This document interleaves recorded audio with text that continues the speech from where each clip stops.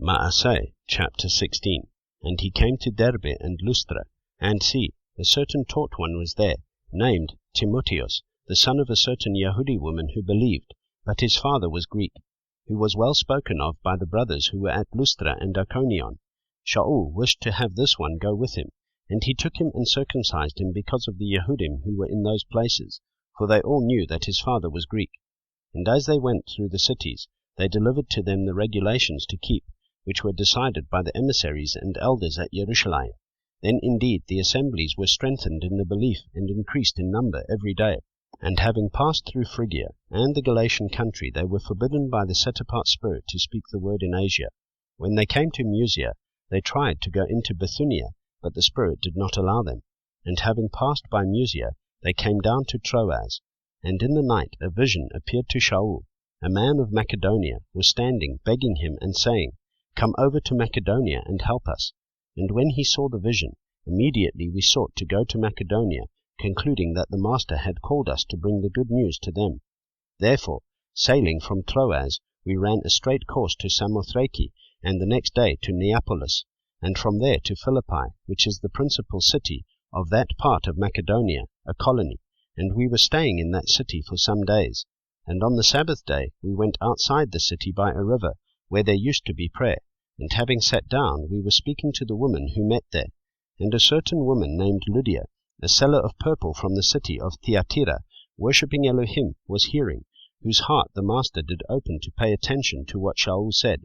And when she was immersed, and her household, she begged us, saying, "If you have judged me to be believing in the Master, come to my house and stay." And she urged us.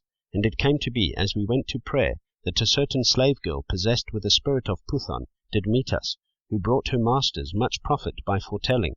Having followed Shaul and us, she cried out, saying, "These men are the servants of the Most High Elohim, who proclaim to us the way of deliverance." And she was doing this for many days. But Shaul, greatly annoyed, turned and said to the spirit, "I command you in the name of Yahushua Messiah to come out of her." And it came out that same hour. But when her masters saw that their anticipation of money-making was gone, they seized Shaul and Silas and dragged them into the marketplace to the rulers. And having brought them to the captains, they said, "These men, being Yehudim, greatly disturb our city, and they proclaim practices which are not right for us to receive nor to do, being Romans." And the crowd rose up together against them, and the captains tore off their garments and commanded them to be beaten with rods. And having laid many blows upon them, they threw them into prison, commanding the jailer to keep them safely, who, having received such a command, put them into the inner prison and fastened their feet in the stocks. And at midnight Shaul and Silas were praying and singing songs to Elohim, and the prisoners were listening to them.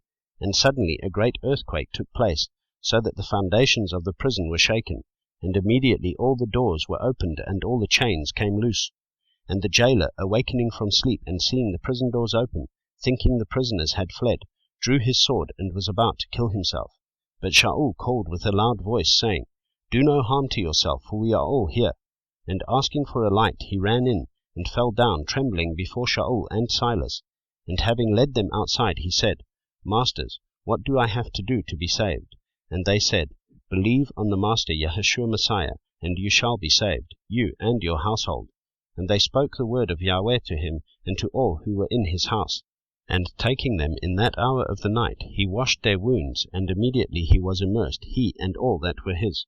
And having brought them into his house, he set food before them, and he rejoiced with all his household, having believed in Elohim. And when day came, the authorities sent the officers, saying, "Let these men go." And the jailer reported these words to Shaul, saying, "The captains have sent to let you go. Now then, come out and go in peace." But Shaul said to them, "They have beaten us publicly, uncondemned, being Romans. They have thrown us into prison, and now, do they throw us out secretly? No, indeed. Let them come themselves and bring us out." And the officers reported these words to the authorities, and they were afraid when they heard that they were Romans. And having come, they pleaded with them and brought them out, and asked them to leave the city. So coming out of the prison, they went to Lydia, and seeing the brothers, they encouraged them and went forth.